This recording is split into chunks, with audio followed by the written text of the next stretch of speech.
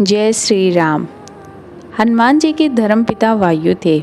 इसी कारण उन्हें पवन पुत्र के नाम से जाना जाता है। बचपन से ही दिव्य होने के साथ साथ उनके अंदर असीमित शक्तियों का भंडार था। बालपन में एक बार सूर्य को पका हुआ फल समझकर उसे वो खाने के लिए उड़कर जाने लगे। इसी समय इंद्र ने उन्हें रोकने के प्रयास में वज्र से प्रहार कर दिया।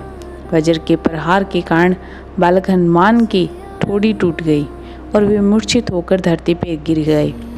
इस घटना के कुपित होकर पवन देव ने संसार भर में वायु के प्रभाव को रोक दिया, जिसके कारण सभी प्राणियों में हाहाकार मच गया।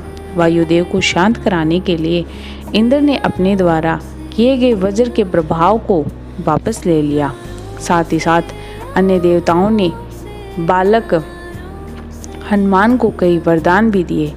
यद्यपि वज्र के प्रभाव से हनुमान जी की ठोड़ी पे वे कभी ना मिटने वाला चिन्ह छोड़ दिया।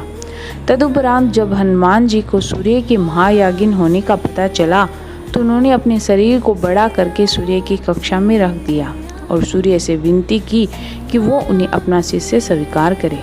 मगर सूर्य ने उनका अनुरोध अस्वीकार कर दिया कि चूंकि वो अपने कर्म स्वरूप सदैव अपने रथ पे भ्रमण करते रहते थे, अतः हनुमान ने प्रभावपूर्ण तरीके से शिक्षा ग्रहण नहीं कर पाए थे। सूर्यदेव की बातों से विचलित हुए हनुमान अपने शरीर को और बड़ा कर अपने एक पैर को पूर्वी छोर पे और दूसरे पैर को पश्चिमी छोर पे रखकर पुनः सूर्यदेव से विनती की। अतः हनुमान जी की इस दृढ़ता को देखकर सूर्यदेव प्रसन्न होकर उन्हें अपने शिष्य के रूप में स्वीकार कर लेते हैं। तदुपरांत हनुमान जी ने सूर्यदेव के साथ निरंतर भ्रमण करके अपनी शिक्षा ग्रहण करते हैं। शिक्षा पूर्ण होने के उपरांत हनुमान जी सूर्यदेव से गुरु दक्षिणा लेने के लिए आग्रह करते हैं, परंतु सूर्यदेव यह कहकर उन्हें मना करते हैं कि तुम जैसे समर्पित शिष्य को शिक्षा प्रदान करने में मैंने जिस आनंद की अनुभूति की है वो किसी गुरु दक्षिणा से कम नहीं है। परंतु हनुमान जी उन्हें पुनः आग्रह कर सूर्यदेव से गुरु दक्षिणा स्वरूप हनुमान को सुग्रीव की सहायता करने की आज्ञा दे देते हैं। हनुमान जी इच्छा अनुसार सूर्यदेव का हनुमान को शिक्षा देना सूर्यदेव के अनंत अनादि नित्य अविनाशी और क्रम साक्षी होने का वर्णन करता है। हनुमान जी बालपन में बहुत ही नटखट थे।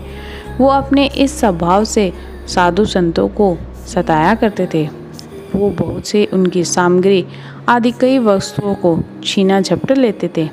उसके इस नटखट स्वभाव से रुष्ट होकर साधुओं ने उन्हें अपनी शक्तियों को भूल जाने का लघु श्राप भी दिया। इस श्राप के प्रभाव से हनुमान जी अपनी सब शक्तियों को अस्थायी रूप से भूल जाते हैं और पुनः किसी अन्य के स्मरण कराने पर ही उन्हें अपनी असीमित शक्तियों का स्मरण होता है।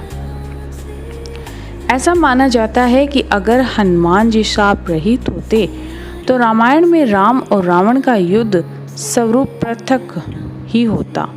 कदाचित वो स्वयं ही रावण सहित संपूर्ण लंका को समाप्त कर देते हैं। जय श्री हनुमान, जय श्री राम।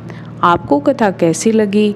ऐसे ही हमारी कथा सुनने के लिए हमारे साथ जुड़े रहिए हमारे चैनल पर और चैनल को लाइक और सब्सक्राइब करना मत भूलिएगा। जय श्री राम।